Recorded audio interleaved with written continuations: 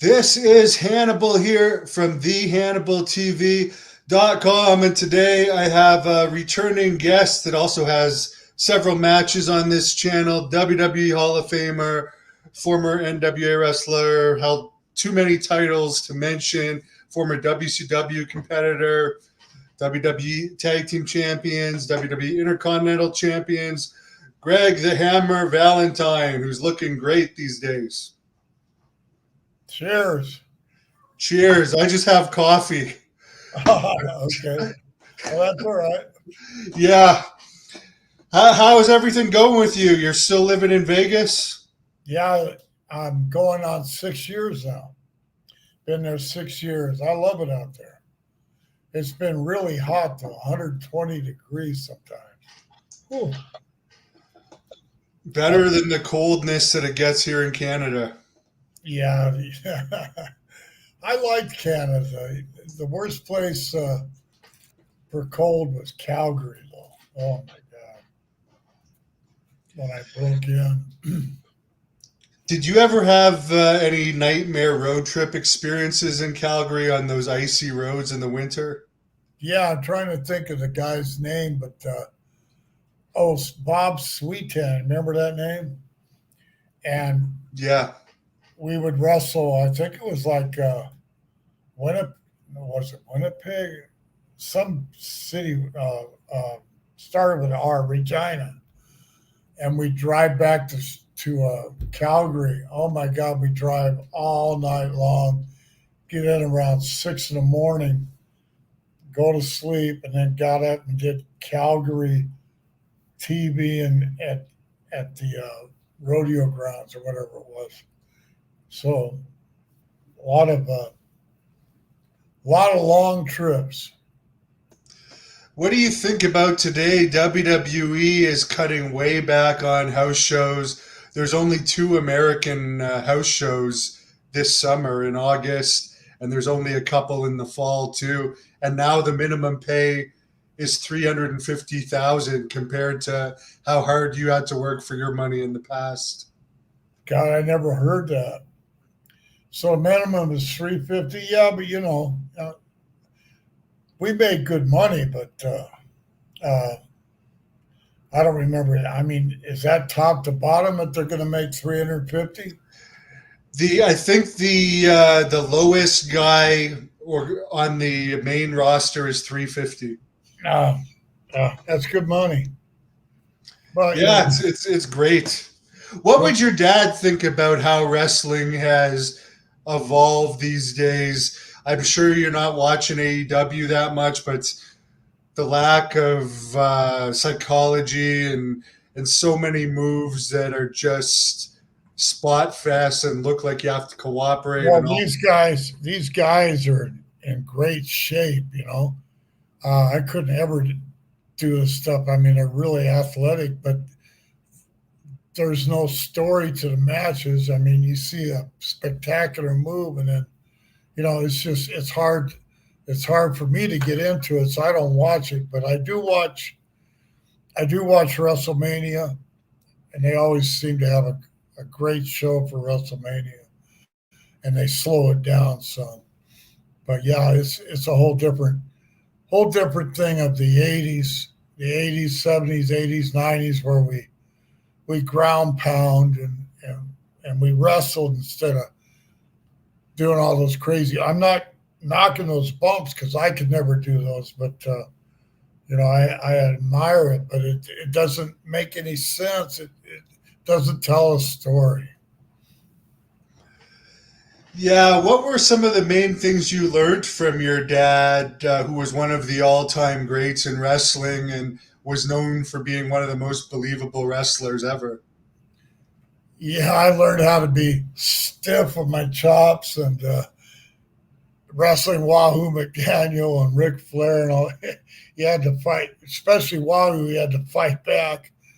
Uh, but I would watch my dad as a kid. I watched him for a whole year down there in Texas. Sat right up at ringside and remember watching all of his stiff matches. And my God! But he never did the crisscross, or he never really ran the ropes, or it was just hard nosed wrestling, and it was ground pound, and it was grabbing holds and staying with that same hold all the time. I That's the way it was in '70s, '80s, '90s. See, I retired from the big leagues in 2004 after they put me in the Hall of Fame, but I still went out and did independent shows. But yeah, it's just I can't watch it now. I watch it, but I can't watch it. You know what I mean? Yeah, and you're right. For the big shows, they can pull out all the stops, but on your average show, there's a lot of questionable stuff. But they're Yeah. making more money than ever. Oh, good for them. Hell, Someone on here is asking, "What's the heat with you and Brutus Beefcake's wife?" or do you want to go into that? I already called her a CUNT, so and that went viral. And you know, I really don't. I don't even want to bring her up. You know, I I can't stand her, but I don't want to bring her up. And she ruined me and Beefcake's relationship. Uh, and she ruined the relationship between Beefcake and Hogan too. She's ruined everything. She's got a big mouth. So What was her thing with Marty Jannetty? Didn't she have some sort of connection with Marty before Brutus? uh, Did you ever hear anything about that? no, I know they did some podcast I saw the other night. Speaking of Marty Jannetty, he did an interview with me last week, and he was telling me that Roddy Piper. Is that your phone? Yeah, go ahead, Roddy Piper. What? That Roddy Piper would sometimes go both ways. Did you ever hear anything about that or see I don't anything? want to hear that shit, man. So yeah, Oh, according to wait, you, I mean, like gay? yeah, would you say that is? That's bullshit. I'm Nobody glad. knows him better than me. Yeah, And that's why I wanted to ask you. yeah, that's all bullshit. That's bullshit. I don't know who started that rumor. I don't know how it even got started in the first place. And actually, that rumor was when we were in Charlotte. I heard it in Charlotte, but I didn't hear it anymore after we went to New York. I never heard about it. But he's got a wife and 2 kids, 3 kids actually. Shit.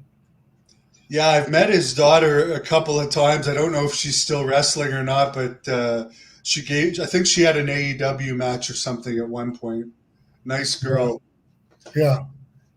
Any memories of Piper? What such a wild guy. He must have been pretty crazy to travel with. Oh, we had a great time. you know, but he was always business, business.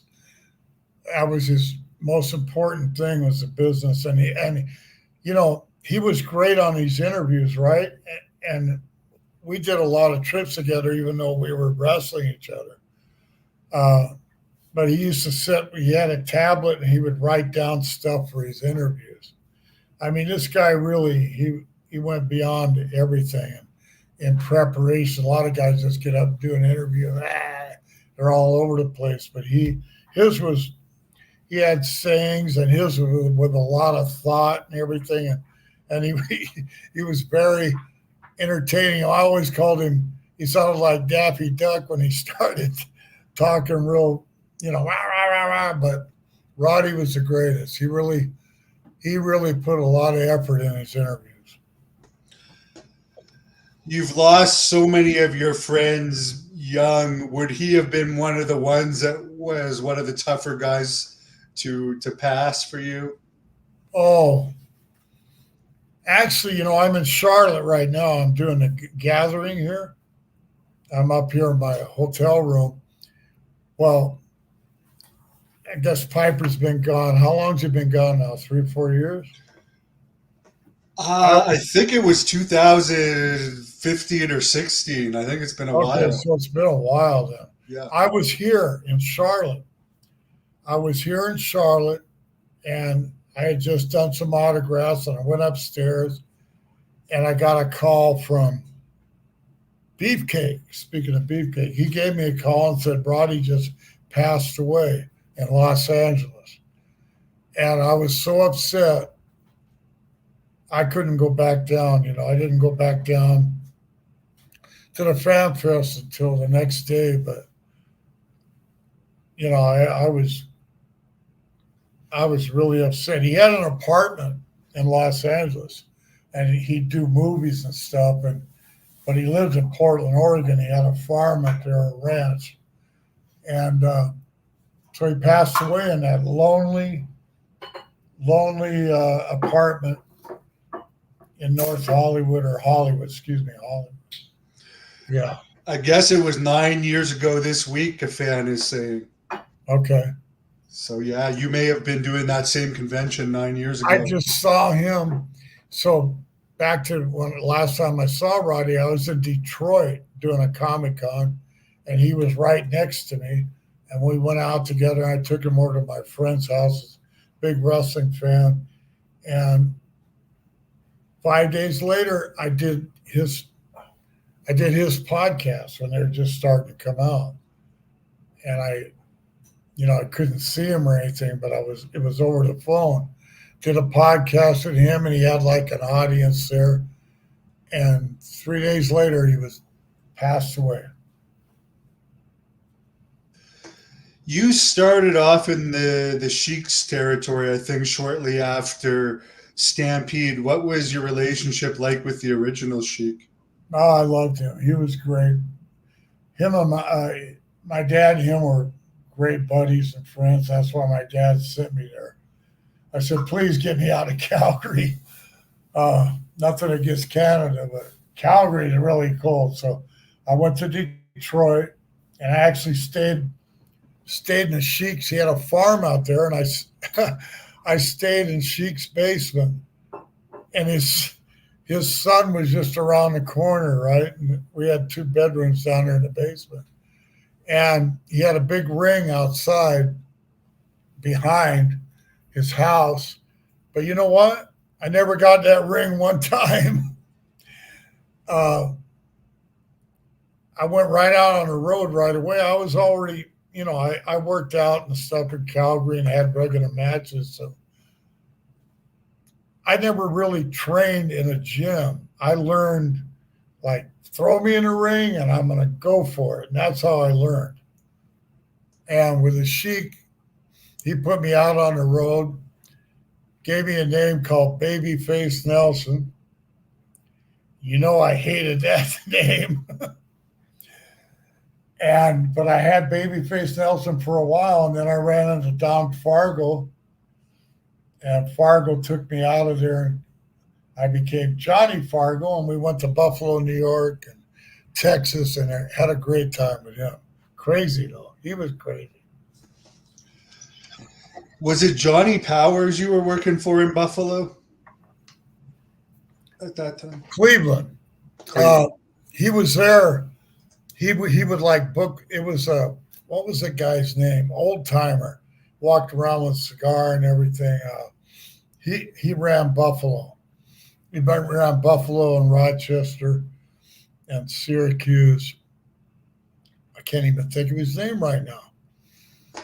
Funny guy though. He looked like your typical promoter with a cigar, big fat guy,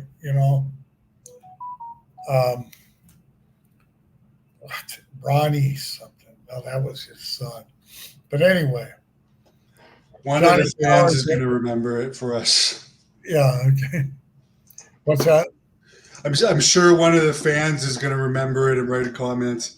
Pedro Martinez, that was his name. Okay, yeah. I've heard of that name. Yeah. And I used to work Buffalo, and then I'd come up and start doing Toronto for the Tunnies. So that was fun. And then my dad was big name in Toronto there. So every time he was there, they would book me on the matches, and I'd in Toronto Maple Leaf, and I'd come up there to see my dad. Yeah, someone's mentioning on here you were really over always in London, Ontario, and Hamilton and Toronto. What Yeah, do you think it was about that? Is it your dad working it before and just yeah, WWE being so popular in those cities? yeah, yeah, yes.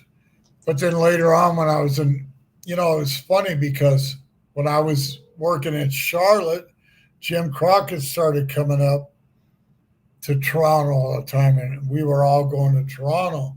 Then as soon as I went to New York, started working, we were going to Toronto again. So a lot of times I spent up in Canada. Yeah, that was weird. There was some type of disagreement where the Crockett's had some type of disagreement with the Tunnies, and Yeah, then they totally lost Toronto. It wasn't yeah, worth it for them. yeah. But that's when Vince took it over. Yeah. As far as Ken Patera, I know you lost the Mid Atlantic title to him at one point. I really get along well with him. What do you have any memories of Ken? Uh, you know, I was around Ken. He actually came in. He was in New York in '78, just before I came in '79. He had already left. So our paths crossed. But I remember in Charlotte, he came in, lived down the street from me. Um, Nothing but fond memories with Ken. Brutus wanted me to ask you. He said you could confirm this. He told me in an interview that when you guys worked with the Bulldogs, they were still learning, and to you guys, you considered them green, and you helped teach them. And some fans took exception to that, and Brutus said, "I'm telling the truth. Ask Greg about it." So what are your memories of like how experienced the Bulldogs were when you got in the ring with them? Well, they were green as grass. I mean, they were good and athletic and everything, but they were green and grass. Getting tongue tied here. They were green as grass because they didn't know how to put a match together, and all they know about is beat, beat, beat, beat, and all this kind of stuff. They didn't want to sell. They didn't want to lay down and sell. So a lot of times, the matches that I had with them, they would get beefcake in the corner and just brutalizing. So I'd come in there and I just hit them as hard as I could. I said, "You fucking motherfuckers, sell. You gotta sell. You gotta get the fucking heel over so you can make a comeback and make this match mean something. Let us beat you down for a while, and then when you make your comeback." It was hard to make these guys. They were in. I love both of those guys. Made nothing but a ton of money with those guys, but they uh, they didn't know how to sell. So you had to make them sell, hold them down because they were in such good shape. Then they start making a comeback, and then made tons of money with those guys. My God! So all that struggle and everything, I guess it was worth it because the fans go, "Holy shit, these guys are really beating the shit out of each other." You watch some of those Saturday night main events that we had with the British Bulldogs on YouTube and stuff. I mean, we beat the hell out of each other, but I mean, it was still work. We didn't want to kill each other. But I was the guy. I think I finally got him to sell a little bit. Yeah, you have your ways of doing that. I remember seeing some wrestlers, even in your older days, after they came back wrestling you on shows I was on with you, and they'd be all bashed up and red. As far as you writing a book, there's a fan on here that wants to know: is it true that you're actually writing a book? I keep putting it off and putting it off. And I was it's funny you should say that because I'm on the airplane today and I'm still thinking about that book. I got to do it. I got to do the book. I'm getting older now, and I really want to do the book. So I'm really going to do a book. Just hang on. Well, the fans want it. I haven't heard much about the Honky Tonk Man. He seems to be keeping it on the down low lately. Ever since he got into the WWE Hall of Fame, it seems like he doesn't want to ruffle any feathers. This fan is asking, how's he doing these days? Do you still keep in contact with him? Yeah, in fact, we're doing a show together in my hometown, Vegas, in September. Well, that's next month now, right? September 15th. And then I saw him in LA. Last time I saw him in LA. I was supposed to see him in Phoenix, but I never went. I went somewhere else. But yeah, me and Honky are good.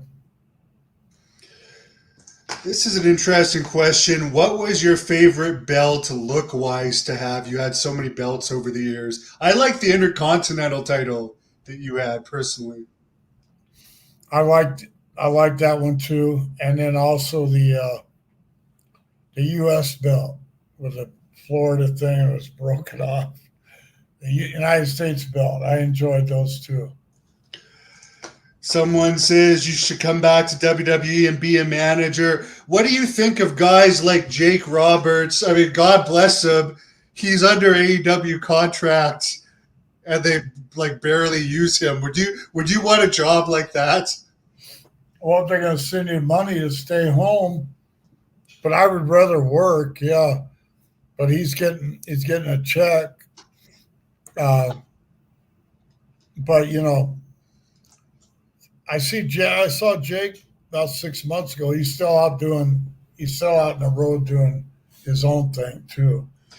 Yeah, that's kind of strange. They want to give him money to where are they trying to keep him from? He's too old to work, you know. They just re-signed him in March, and they haven't done anything with him for March. And I just keep see him doing all this other stuff. So they should at least have his face on the TV there. Sure. They used Flair like 5 times, and then they fired him. Yeah, I saw that too. Yeah. Do you think that was a mistake when Flair got all that publicity from that pizza place thing? Do you think they should have used that on TV and made something of it, or just do what they did and do nothing with them and then release them a few months later? Well, you know, I saw that on YouTube and everything, and everybody's kind of trying to make it a big deal. I didn't think Rick was that bad. I think the guy was kind of being an ass, the bartender. So I guess Rick got a little tipsy or whatever. But I don't think it was a bad thing. I don't think Rick did a bad thing there. It was the best promo I've seen from the heel in a long time. It was the most entertaining. Yeah. Well, he's always good with interviews. Would you see him do stuff like that over the years, like before cell phones, like crazy entertaining stuff on the road like that? Are you kidding? Oh my God. I remember standing at a bar somewhere, and he went to the bathroom and he came back and he had all his clothes off. All he had was his shoes on. That's insane. Yeah.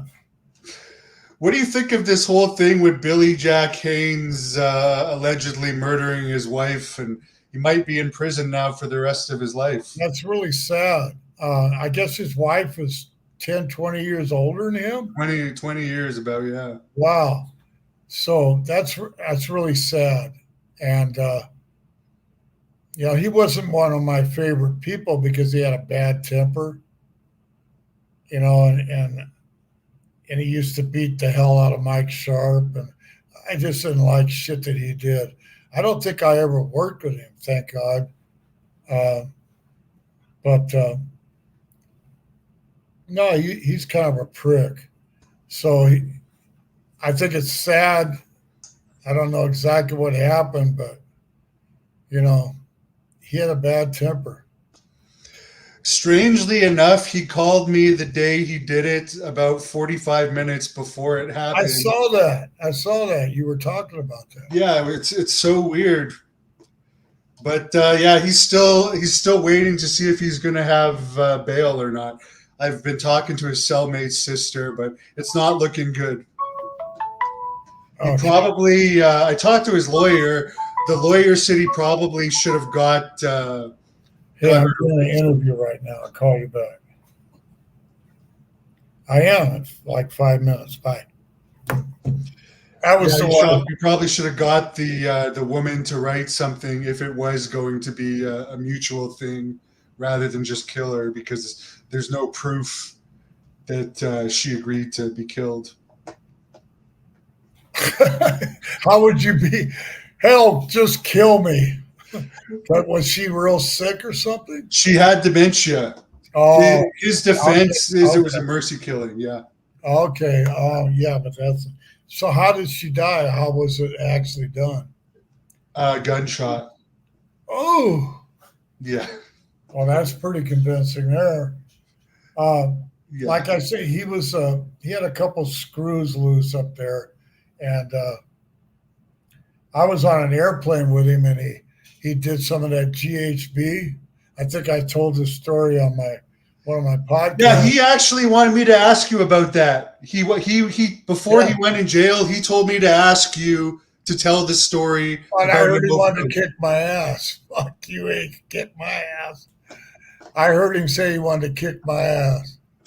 He wants to kick everybody's ass. He wanted to kick my ass at one point, and then he ended up making up with me. Okay. But but shortly before, he said you and Demolition Axe were on that plane ride, and he said if I ever interviewed you or him again, to ask you to tell this story. For some reason, he wanted that story told. Well, he took some GHB, and he passed out. And most of the guys try to get up in first class, and we were all up in first class.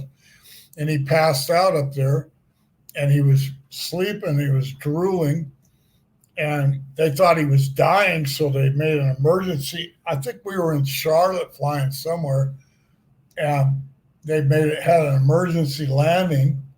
It was a big deal, and they took him off the airplane. I was on that plane, and Vince heard about it and fired his ass. So it was just some GHB, and he was like drooling, and they landed the plane. So that was serious shit. Yeah, if that had happened nowadays with a WWE wrestler, it would have been worldwide news with the internet. Oh, yeah. Was that just another day at the office for you with how you were on the road those days? Oh, my God. I remember this guy, Outback Jack. You remember him? Yeah, I actually interviewed him. He's blind now. Oh, no. Well, I'm sorry to hear that. But anyway, he was on a flight. We were flying to Corpus Christi or something from Houston or somewhere else. I think we stopped in Houston. We didn't get off the airplane, but then we went on to Corpus Christi. And this is back when they had these pills that they would give you and throw in your drink, and you'd pass out. So they gave him one, and he passed out on the airplane. And he never would take his hat off, right? So they cut his hair while he was sleeping. I mean, this is all on an airplane. They cut his hair, and then they took a bunch of super glue and put that hat back on him and glued it to his head. And then finally he woke up and he couldn't get it off his head, and he flipped out, and he went down to the baggies, and he flipped out there. I think they finally arrested him or something, but I know Vince fired him. Vince said, fuck, you can't get along with the rest of the guys, you're fired. What kind of reaction do you think Outback Jack would have got if they'd brought him to that big Australia stadium show they had earlier this year in WWE? Do you think anyone would even remember him from there? Or Now, that's a long time ago now. But you know what? All the dirt and the shit about him, he was a controversial guy, you know. were you? He told me a story that Steve Strong, not the California one, but or yeah, actually the Rick Bassman, Steve Strong shot on him once in Montreal on a WWE show. Did you ever hear about that? No, no. I was going to say he beat one of those guys. He said that he beat up Steve Strong. That's why I was I curious. don't know. Someone was asking, speaking of shooting, if anyone ever shot on you in the ring. Are you kidding? They're all scared of me. No, you know, I didn't do that fucking shit, but I'm not a shooter, but I've got this. There's ham hock here. No, nobody ever fucked with me. No.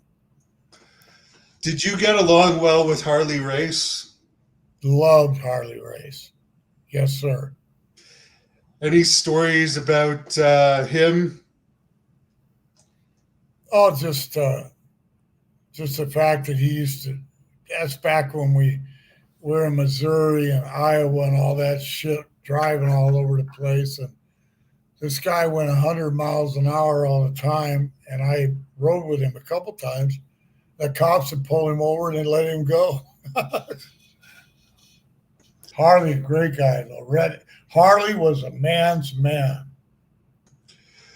Yeah, you don't see that many wrestlers these days. I know they're college educated and stuff, but they like personify toughness anymore. Like guys like you or Harley or Bruiser Brody did. Like those are guys that you just knew you wouldn't want to mess with. Yeah, we weren't educated.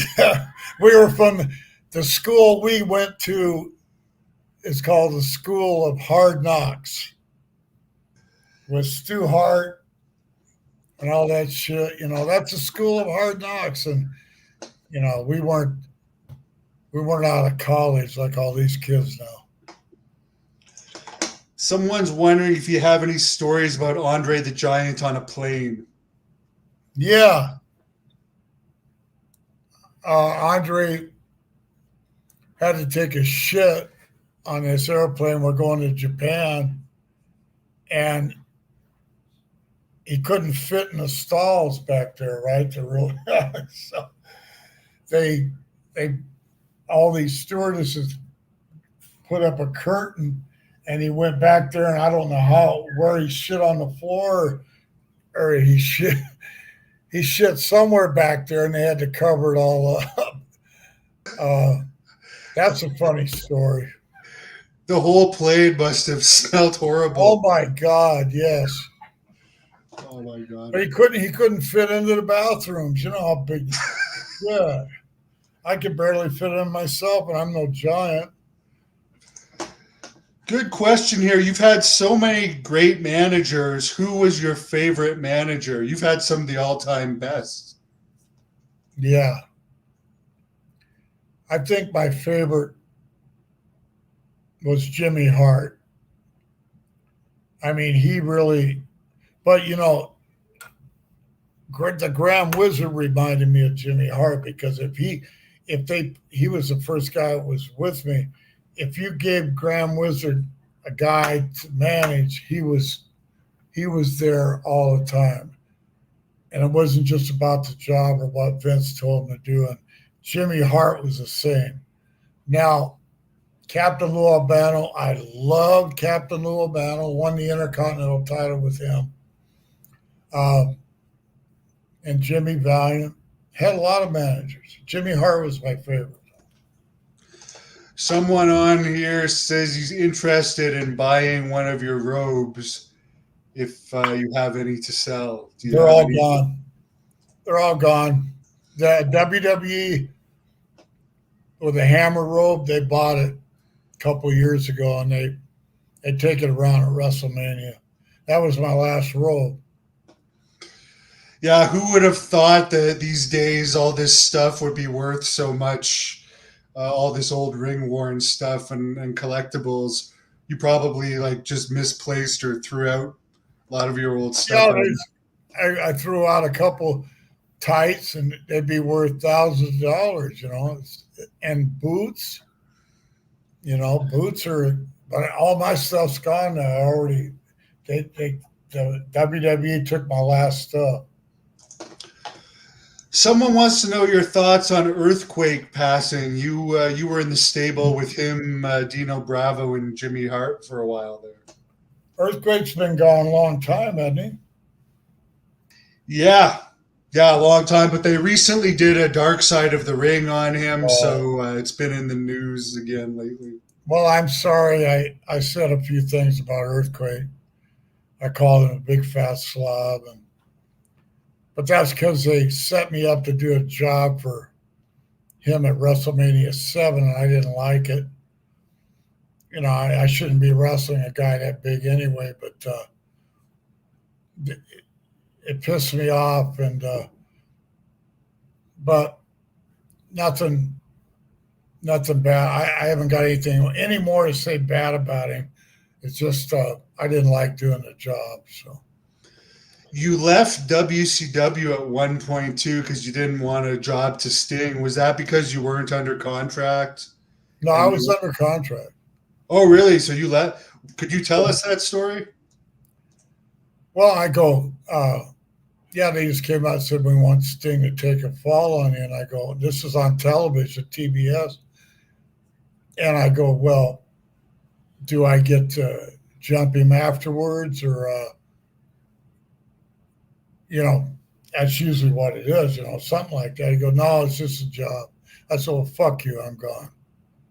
I walked out. Nothing against him. Just the way what happened was Dusty was the booker. And then Bill Watts came in as the head booker. So you got two bookers. And that was Bill Watts' idea. And I never got along with him anyway. So I just, I'm leaving. So I walked out. Did you work for Watts in Mid-South too? Yeah. What was it about him that you didn't like? Just too everything. Yeah. He was a bully. You'd think he's a nice guy, but he was a bully, He was showing me how to do something, and it was a headlock or something. He actually hurt me. I said, fuck that, man. So, yeah, Bill Watts, I guess he's still around. Last time I saw him, he was like a cripple. But, he was a mean, nasty guy. Yeah, I think his son told me his memory isn't the greatest either now. Yeah. Well, I feel bad for him. So.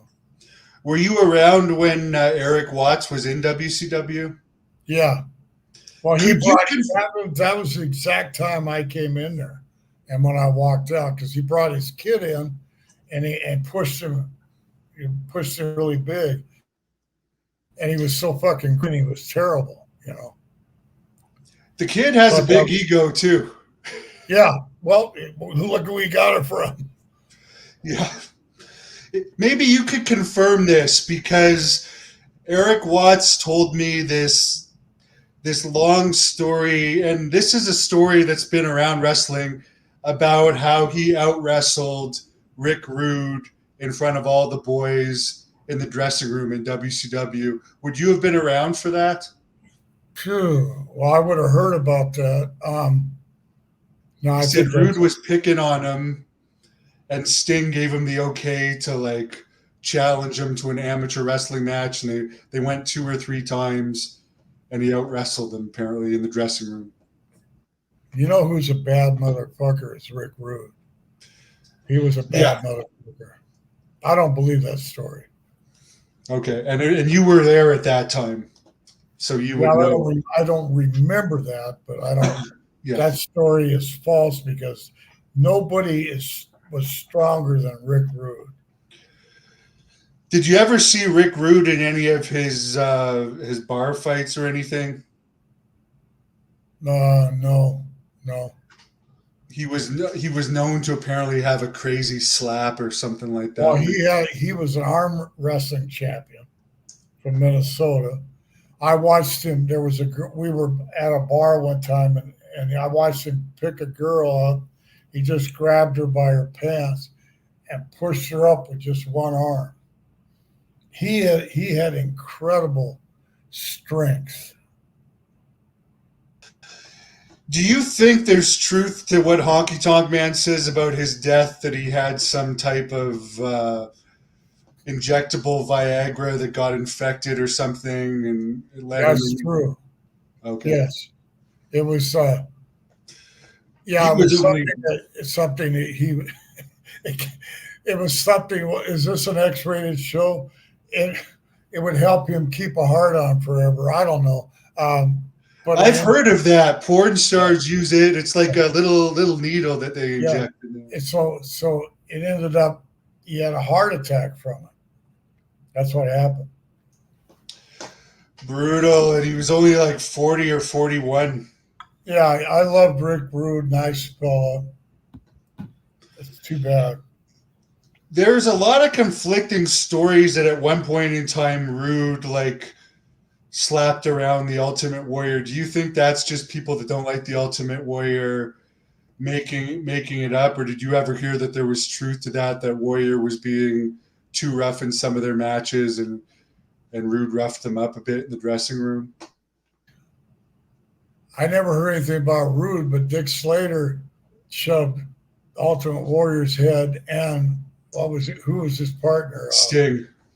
He shoved both their heads in the toilet in Oklahoma when Dick Slater was the booker for Bill Watts. Dick Slater was a tough son of a bitch. He took them both and held their head in the toilet, both of them. I heard Terry Funk tell me actually that the Dick would do that in like bar fights. He would drag the guy after a bar fight in the toilet. Yeah, I was like a tough motherfucker. God, he was tough. What did you think about Terry Funk's passing? I know you guys were close. Oh man, that really hurt me. Yeah, I saw him at one of those Comic Cons at the airport in Los Angeles. He was there, and it was right after when Vicky passed away, his wife of so many years. He just he wasn't the same, and I saw him in L.A. And right after that, they put him in a nursing home. Another guy that passed away, they're all dropping, is Virgil. Someone wants to know your thoughts about that. I love Virgil too. Virgil was a good guy. I saw him last year up at some Comic Con in Tennessee or something, and his hand was all fucked up. You know, it's like this, and I'd shake his hand, and it was like he had a stroke. I could tell that there was something wrong with him. And it wasn't long after that he passed away. Another guy that passed, and when he passed, I actually thought of you, was Lanny Poffo, because he was always saying that you wasted all your money and he saved all his money and bragging about all this money that he had, but he didn't live long enough to like. That's what you might as well spend it now while you're alive. Yeah. And Lanny, no, that was sad. Did he die? He died over in Europe somewhere, right? No, he was living in Ecuador and he flew back to New York. Yeah, New York. He was doing an autograph session in New York, and he died. He was in a hotel room or something. Yeah. That's really sad, really. But he always said he got Macho Man's royalties and stuff and his inheritance, and then his dad had saved his money, and then Lanny had saved his money. I guess his daughter's going to be very rich now. Yeah. Too bad, Too bad. Someone asking about Bruiser Brody. What was So he I didn't like? know him. I wrestled him in Houston, but I didn't know the guy. What about him? Just if you got along with him, or I guess he wouldn't have tried to rough you up too much if he had that reputation of being kind of stiff. Well, I wrestled him in this in Houston. It was a battle royal. We were the last two guys in there, and he was fine with me. He ended up winning it, threw me out, but he wasn't stiff. I just never knew him. His wife is here, by the way, at this thing in Charlotte. She's gonna be here. Yeah, she's a nice woman. I've met her a couple times. Yeah. Someone asking who's going over in November, Trump or Kamala? Oh, you gotta be kidding me. Well, I'm a Trump fan. I love Donald Trump. I met him several times. He actually came up to me and he said he really liked my wrestling. And this is years ago, but yeah, Donald Trump all the way. Joe Biden, that debate was terrible. And then, they let him out there and he killed himself in that debate. And Kamala, God, you got to be kidding me. It should be a landslide unless they cheat like they did last time. You were pretty good friends with Coco Beware, right? You wrestled him a lot. Yeah. Were you around for either his fight with Paul Roma or the fight that he had that he I was beat up? upstairs. It was in Chicago. I was upstairs, but I heard that he went in and beat the fuck out of Paul Roma. And I believe that story. I heard that too. I met Paul Roma recently, and what an arrogant prick. Oh, that he's guy still is. an arrogant. I saw him in somewhere up here in the East Coast, and I was me and DiBiase, and we did some, and we were at the airport. And now he's just kind of full of himself. I don't know why. He never was that good. I think he was his own worst enemy in a lot of ways with his attitude. Right. Because after meeting him, I could understand why they didn't want him in the Horsemen. Yeah. Any junkyard dog stories somebody's asking? Oh. The stories about JYD, I really can't say because they're kind of R-rated. Well, I mean, we used to get high together in the rooms and stuff, and he would get so paranoid.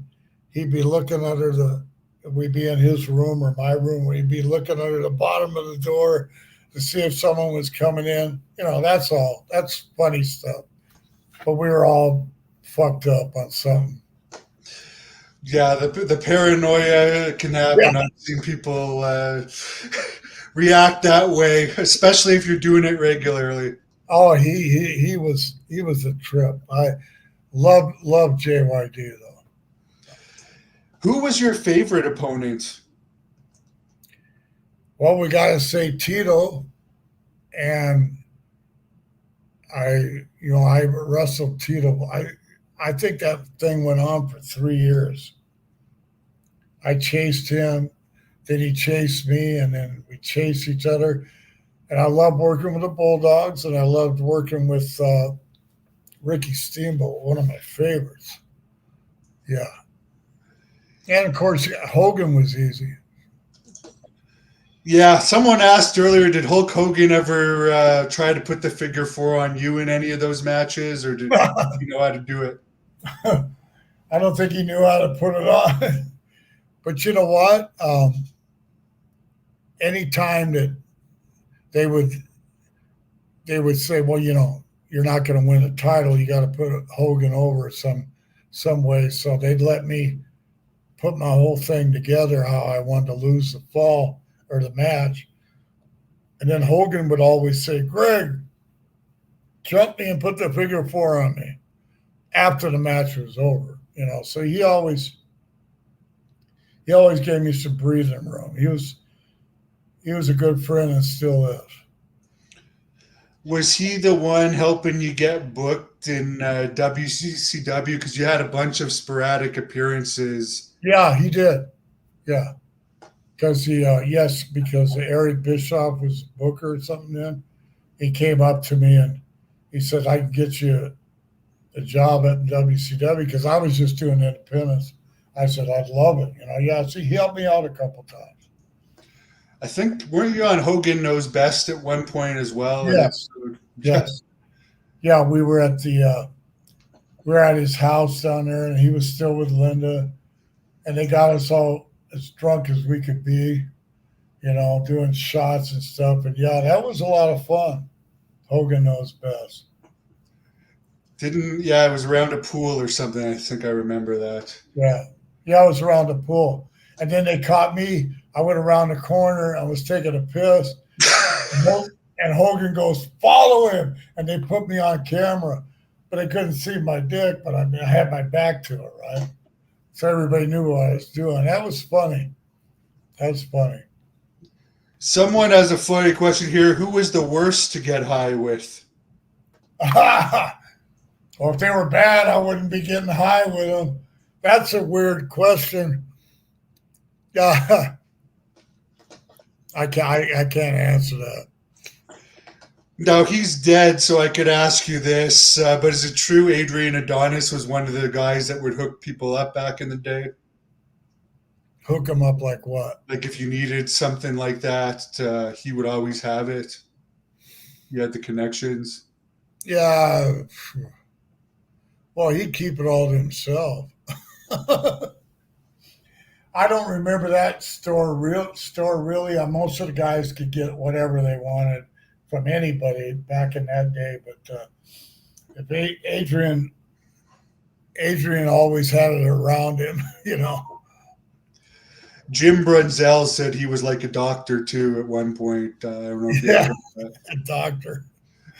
Yeah, I hear you can have this. Don't take more than 20 a day. What would you guys take to like come down? Because you do the matches, then if you're partying, you're like all wound up, and then you only have a few hours to sleep. What would you do, or would you just stay up? If you're all buzzed out on coke, if you take downers, it's dangerous, because then your body don't know which way to go. I would just ride it out. I'd stay up all night and go catch the airplane, just ride it out till I came down naturally. It was quite a rock star lifestyle back then. Oh my God. Yes, sir. Yes, sir. That's why I think the characters were better, because like overall you knew every character on the roster back then, and the personalities were just so great. Where now, I don't know, they just don't seem as interesting to me. No, there's nothing interesting now. I mean, I'll take that back. I don't watch it because it hurts me. Yeah, I can't watch it to get mad at it, so I just don't, because it's not worth getting mad over. Yeah, it's not worth it. And AEW was doing real good at first when it came out. Now they're just as bad as WWE. They got worse. They had a guy at one point that was like swirling a pizza in all of his matches. Oh my God! And they've done some weird stuff. People would just if they grabbed me and told me to go in and book some matches, I'd slow everything down. I think people just want to watch wrestling. They don't want to watch all that other bullshit. They want to watch wrestling. Why didn't you and Dino Bravo work as the Dream Team? Someone's asking, and what are your thoughts on his passing? Dino was a good guy, but he had a horrible temper, and the new Dream Team just didn't work because it was really my fault, because every morning he would flip out, beat on the car steering wheel, and he made me nervous to be around him. And then the matches didn't flow like I wanted it to, and I just, after me and Beefcake being together, the real dream team, I just I went to Vince and said, I don't want to do this. And if I'd been smart, I would have hung on and maybe tried to teach Dino, but he ended up doing a weightlifting thing with Jesse Ventura or somebody. He did it, and I ended up doing an angle with Ronnie Garvin, so it all worked out. And it seems like Brutus, I mean, from knowing Brutus, he'd be a much more fun guy to travel around than. Oh, Dino was like, he got mad all the time. But I loved him. I feel bad for him.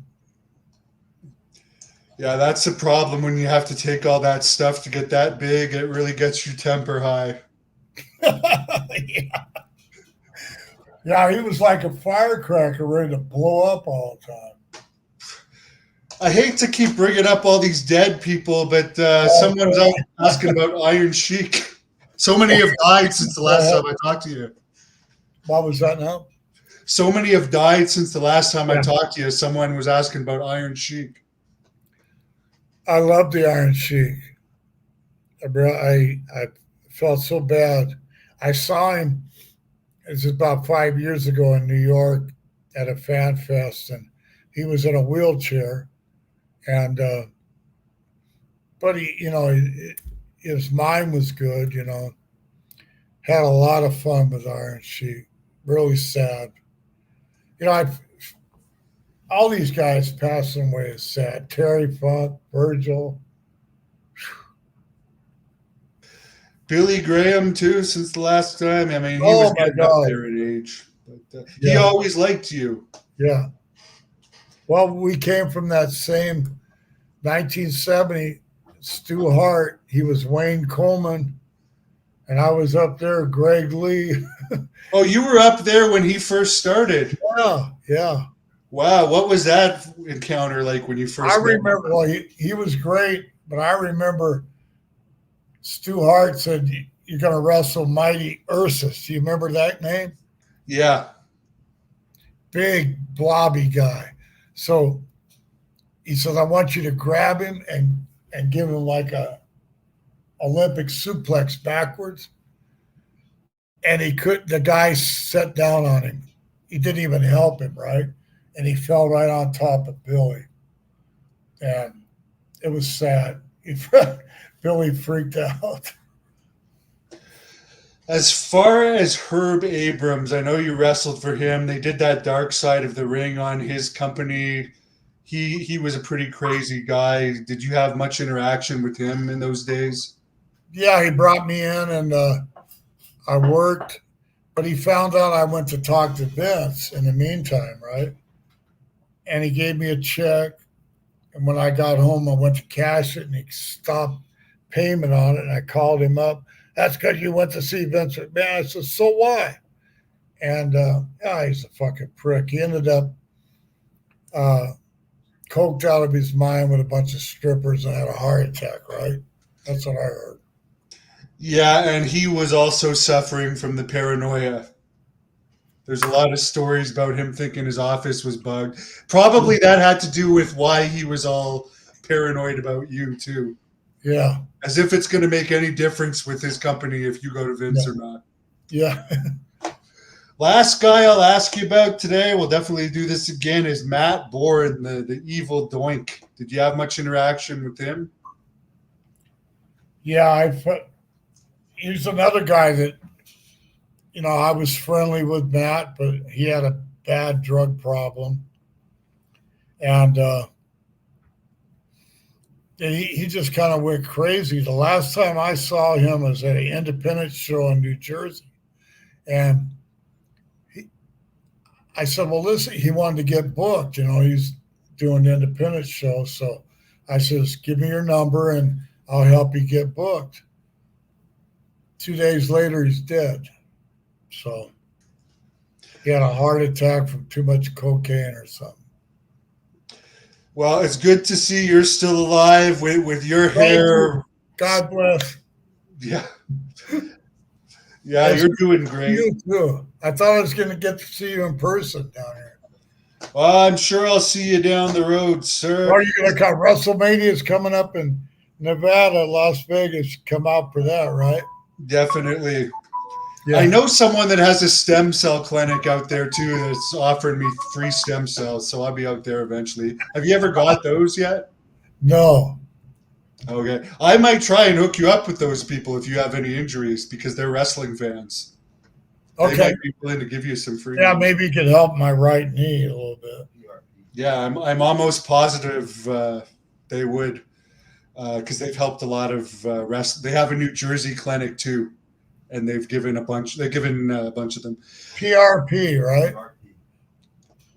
stem cell injections. It's like stem cells from a baby umbilical cord. It like finds where your injuries are and regrows the tissues. It's pretty good.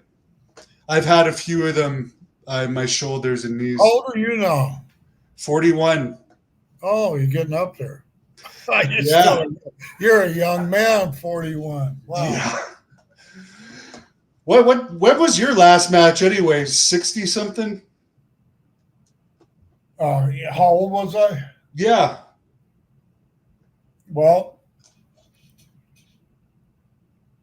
I don't remember. I had a couple of independents. I don't think I was 60 years old.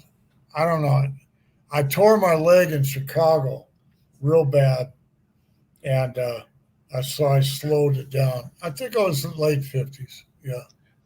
You know, I just thought they'll 100% give you the stem cells free there because it's Tito Santana's daughter that actually runs the clinic there. He doesn't accept her, but yeah, I'm friends with her. It was like he had an affair.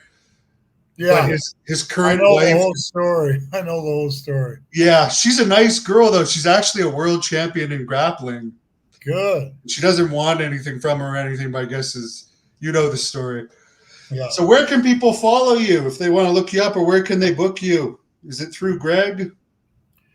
Yeah, just I'll give you my email. Sure. It's Greg Valentine 49@gmail.com. Touch base with me there, and I'll get back to you. Is that it? I'm putting it on the screen now. Can you see that? Yeah, that's it. There you go. Hopefully you won't get too many annoying ones. So Greg Weiss, thank you for hooking me up with this interview. And Greg Valentine, shut this down with whatever you want to tell the fans to close this. What I want to tell the fans is come out and see me. And, I'm going to a lot of different places. I'm going to Baltimore coming up, and I'm going to the big event in New York City. That's a big one. And I'll be in Las Vegas, my hometown. Come and see me there for WrestleMania next year. And I love my fans.